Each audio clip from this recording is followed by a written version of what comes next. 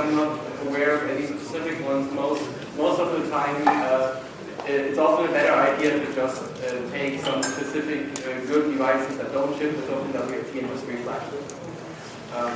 Because there really aren't that many devices that ship with Openwrt, and the ones that do often tend to ship older versions, and usually you have to reflash them anyway, so you might as well just go for the hardware that matches the needs best. The issue is not flashing or not, but it's kind of like a business model, because Buffalo sells the DWRT, and I bought this just to support this development, and I would like buy hardware which is supporting open source development. That's why I'm asking. Yeah, I don't think we have something like that yet, but you can buy shirts and you can donate directly to the project. We've set up donations through SPI. Is it possible to reflash phone routers to the standard Openwrt? If they do ship with Openwrt in a modified version? I don't know what the state and quality of that support is, because the question was about phone routers and reflashing them to Openwrt. The newest phone routers use lots of proprietary stuff in a heavily modified version of Openwrt.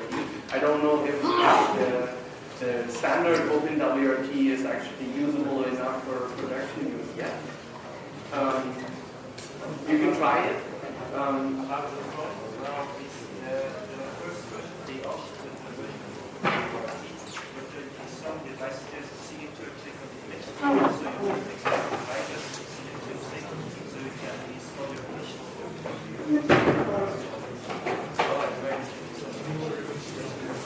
Please repeat.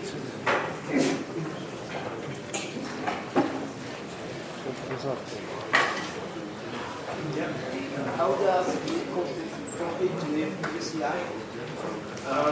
The question was, how does libconfig compare to UCI? It's basically a layer on top.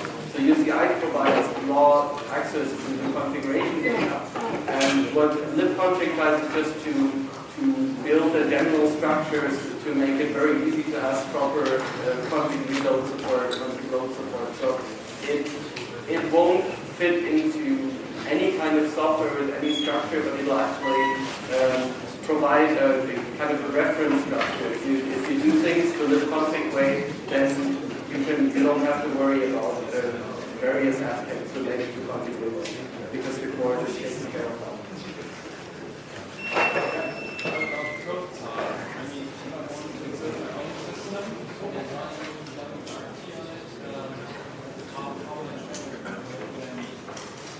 The question was how much memory it would need for building Openwrt for you mean on the host for building or on the device for running?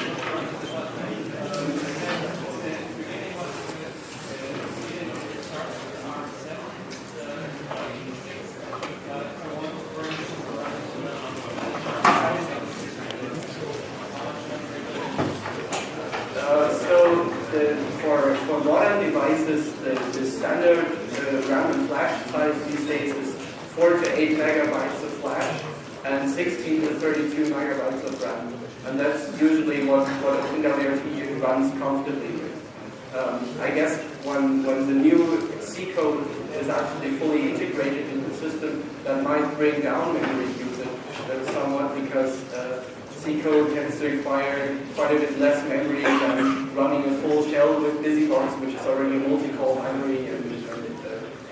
So it might, at some point, make Openwrt work on devices with 8 megabytes of RAM, which is really not a development focus right now. And I don't know if we're ever going to support this problem. And 16 megabytes so far is the minimum. What about the development for item version 6? Those source vendors are all shipping with dual stack. They have problems in the memory management. About the question was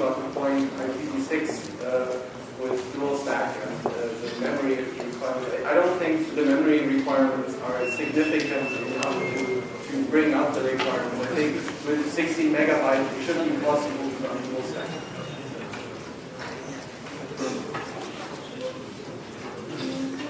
Yeah, question there?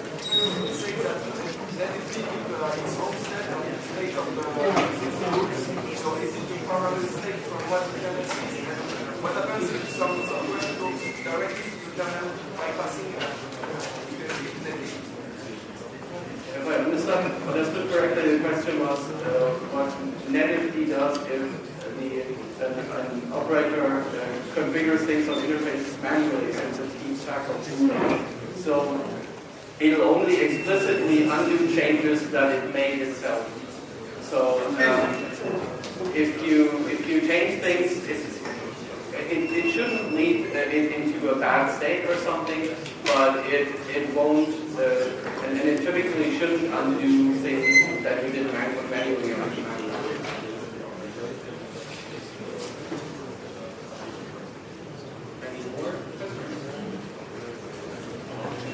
Yeah? But it will not automatically detect the changes you make manually. Will it? Like an identifier or something? I don't know yet. I think the current behavior should work reasonably well for most cases. And so far, I don't see much point in tracking manually made changes as well, because I really want most changes to go through NetID. And if people do things manually, it's typically for debugging anyway, and I really don't want to have other services running in parallel with NetID and messing with the interface state as well. Because I want this to be flexible enough so that it can handle any kind of interface